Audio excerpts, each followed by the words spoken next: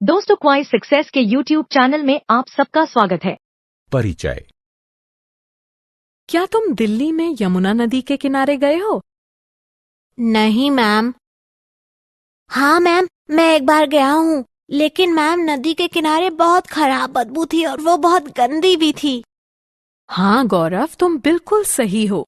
यमुना इस समय भारत की सबसे अधिक प्रदूषित नदी है, लेकिन पहले ये स्वच्छ थी, किंतु अब हमारी गतिविधियों ने इसे प्रदूषित कर दिया है तथा ये गंदी दिखती है। मैम, हम किस प्रकार इस नदी को प्रदूषित कर रहे हैं? हमारी बहुत सी गतिविधियां जैसे प्लास्टिक के थैले फेंकना, कारों से होने वाला प्रदूषण, औद्योगिक कचरा डालना, इसकी स्वच्छता को क्षति पहुंचाते हैं। आओ, इन्हें और हमारे पर्यावरण पर इनके प्रभावों के बारे में विस्तार से जानें। उद्देश्य।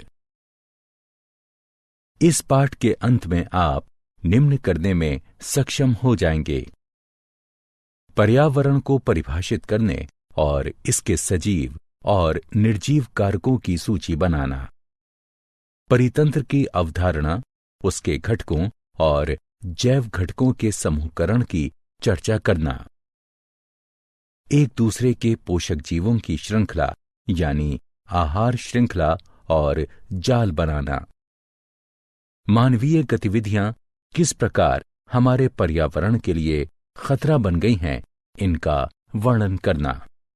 पारितंत्र। पारितंत्र किसी क्षेत्र में सभी पौधों, जंतुओं तथा सूक्ष्म जीवों के साथ पर्यावरण के सभी अजैव भौतिक घटकों की अन्योन्य क्रिया से बना एक प्राकृतिक तंत्र होता है। पारितंत्र के अवयव। पारितंत्र निम्न दो अवयवों से बनता है: जैव घटक, जिनमें सभी जीव सम्मिलित होते हैं। अजैव घटक में सम्मिलित हैं भौतिक कारक जैसे धूप, ताप, रासायनिक कारण जैसे खनिज पदार्थ, मृदा की नमी इत्यादि। पारितंत्र के प्रकार। पारितंत्र के प्रकार। पारितंत्र के दो प्रकार हैं: प्राकृतिक पारितंत्र, वन, रेगिस्तान, घास के मैदान, पर्वत इत्यादि। कृत्रिम पारितंत्र, पार्क, बगीचे, अनाज के खेत, चिड़ियाघर इत्यादि। पारितंत्र के जैव घटकों का वर्गीकरण।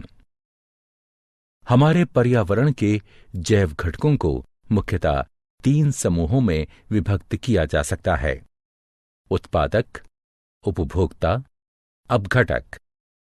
उत्पादक ऐसे जीव जैसे पौधे होते हैं जो अकार्बनिक यौगिकों से कार्बनिक यौगिक का उत्पादन करते हैं।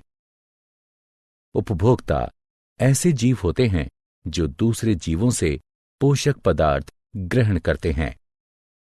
अपघटक सूक्ष्म जीव होते हैं जो मृत पौधों एवं जंतुओं का अपघटन करते हैं। वे मृदा में उपस्थित जटिल कार्बनिक पदार्थों का सरल अकार्बनिक पदार्थों में अपमार्जन करते हैं, जिनका पौधों द्वारा पुनः प्रयोग होता है। आहार श्रृंखला। आहार श्रृंखला पारिस्थितिकी समुदाय में उपस्थित जीवों की उत्तरोत्तर व्यवस्था होती है, जिसमें एक जीव से दूसरे जीव तक आहार ऊर्जा की श्रृंखला का निर्माण होता है। इस श्रृंखला का प्रत्येक जीव अपने नीचे के जीव पर आहार के लिए निर्भर होता है और बदले में उसके ऊपर का जीव उसे आहार बनाता है। आहार श्रृंखला का प्रारंभ उत्पादकों से होता है। उत्पादक प्राथमिक उपभोक्ताओं यानी शाकभक्षी का आहार बनते हैं।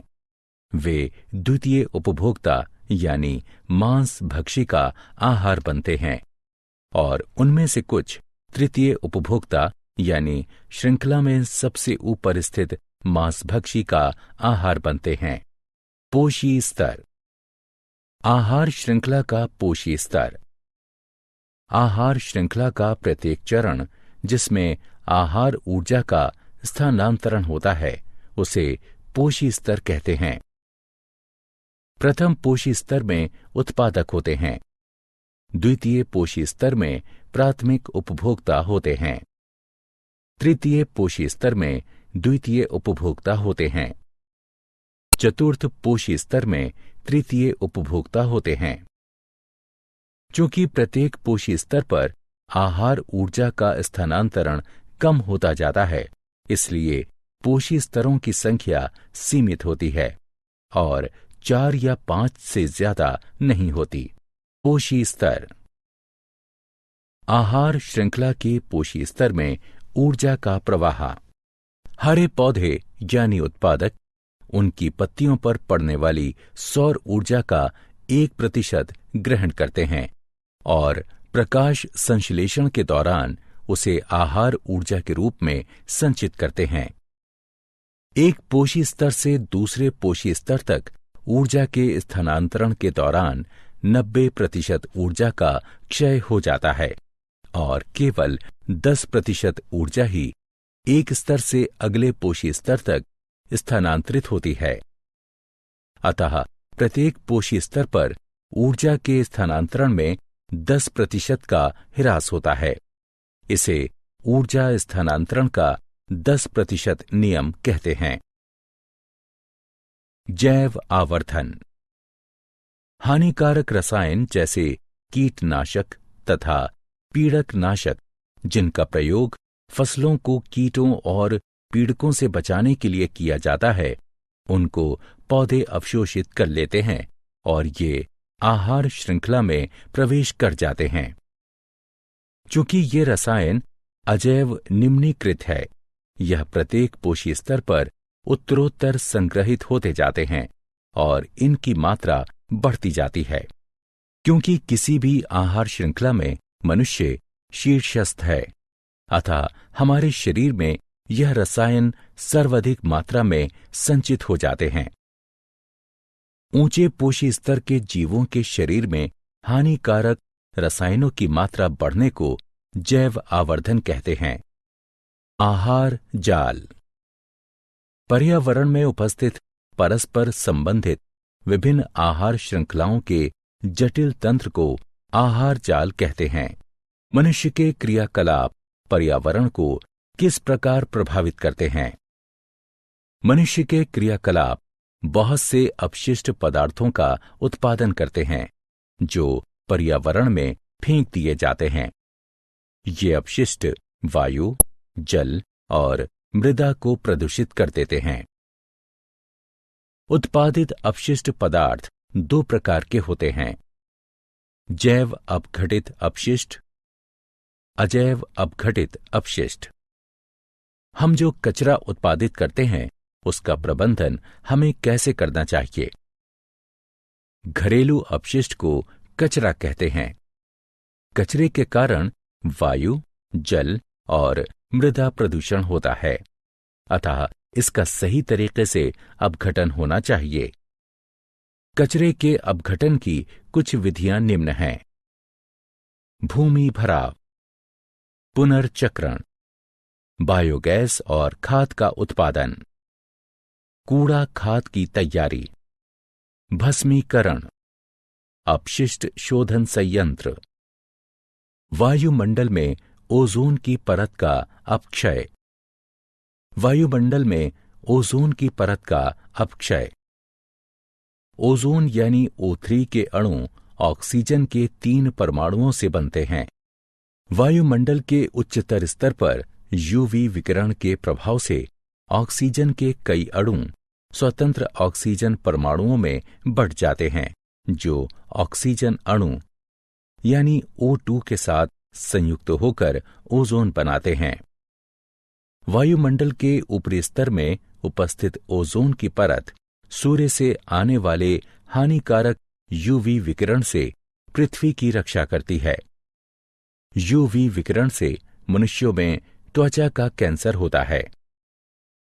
रेफ्रिजरेटरों और अग्निशामकों में प्रयोग होने वाले क्लोरोफ्लोरोकार्बन यानी CFCS जैसे रसायनों के प्रयोग से ओजोन की परत को क्षति पहुंच रही है, अतः ओजोन की परत की रक्षा करने के लिए CFCS का प्रयोग अब कम किया जा रहा है।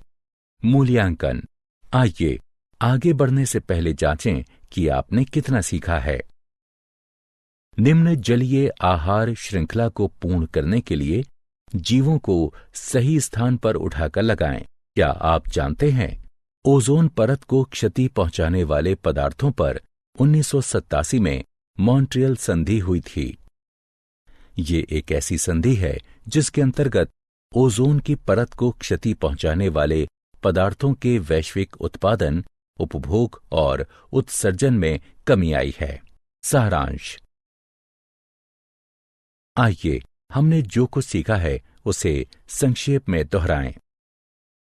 एक पारितंत्र में जैव और अजैव घटकों की अन्योन्य क्रिया शामिल होती है।